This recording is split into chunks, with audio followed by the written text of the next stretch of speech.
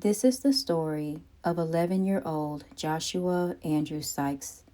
Today I want to share with you his story through his mom's words, Julie Bentley Sikes.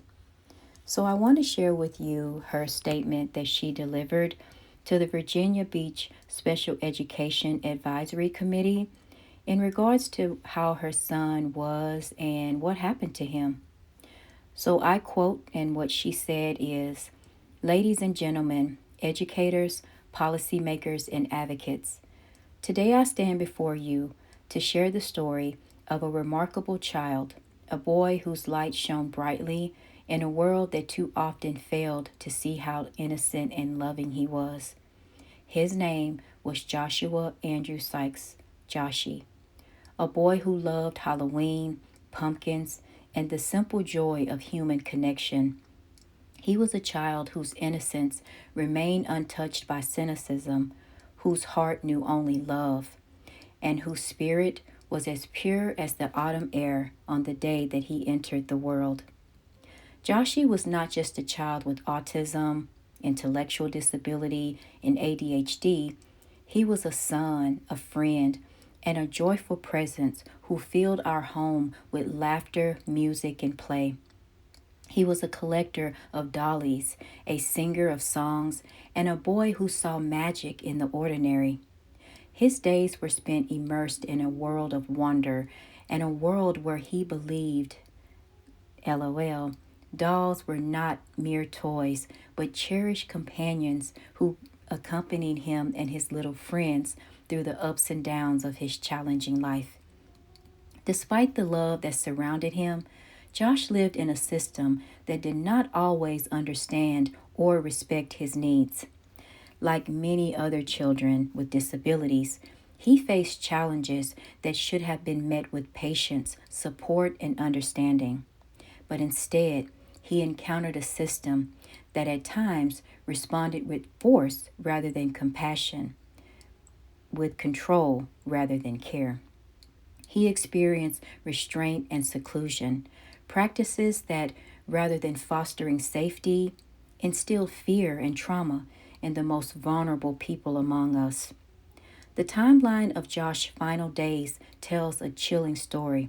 A bruise was discovered, aggression was out of the norm, a call from the school, an incident where he was deemed unsafe.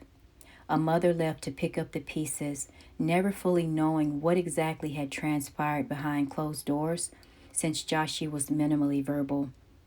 And then the unthinkable, a child, my child, found cold and unresponsive in the early hours of the morning. A child who deserved protection, not punishment. A child who should still be here to this day. Josh, along with some of his classmates, were placed into a seclusion area, one surrounded by four walls with no way out except through whomever their jailer was.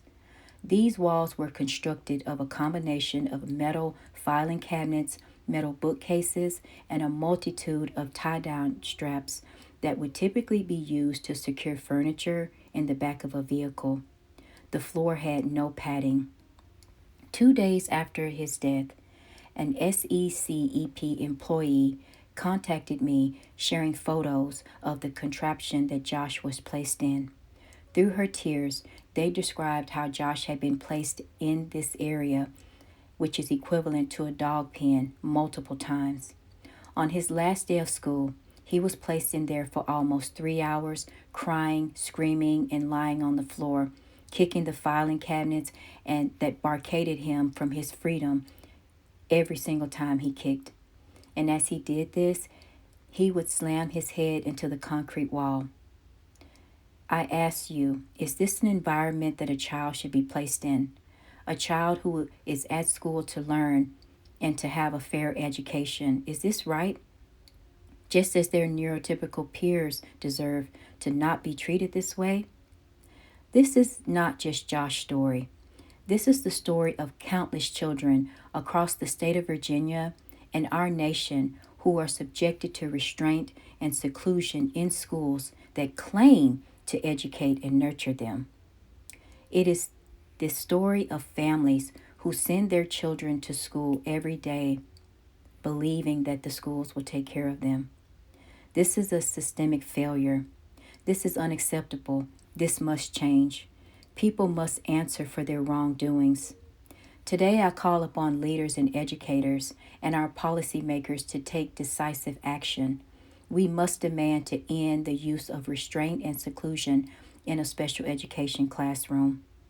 We must ensure that no child is subjected to fear and force in an environment that is meant for growth and learning. We must replace outdated, harmful practices with evidence-based interventions that prioritize de-escalation, trauma-informed care, and the respect and dignity of every student. Our children, all of our children, deserve to be treated as such and not dehumanized to the point of being comparable to animals. Please, let Josh's story not be one of the tragedy alone, but one of transformation. Let his memory fuel a movement that ensures no child suffers as he and so many others did. Let us stand together and say, no more. We have the power to create a future where all children, regardless of ability, are met with the love, compassion, and support that they deserve. The time is to act now. I ask that all of you here today remain vigilant and keep a watchful eye on your children and fearlessly demand the safety and well-being of all our children when they're under the watchful eye of their educators. Thank you, Julie Sikes. Now, this case is still ongoing. The last time that I had read, she does have a lawsuit in place, which I fully support that lawsuit. She deserves everything that she's going after, and my heart goes out to her and her family. Thank you guys so much for listening. And I will leave this linked in the description if you guys want to go and read this for yourself. Thank you so much.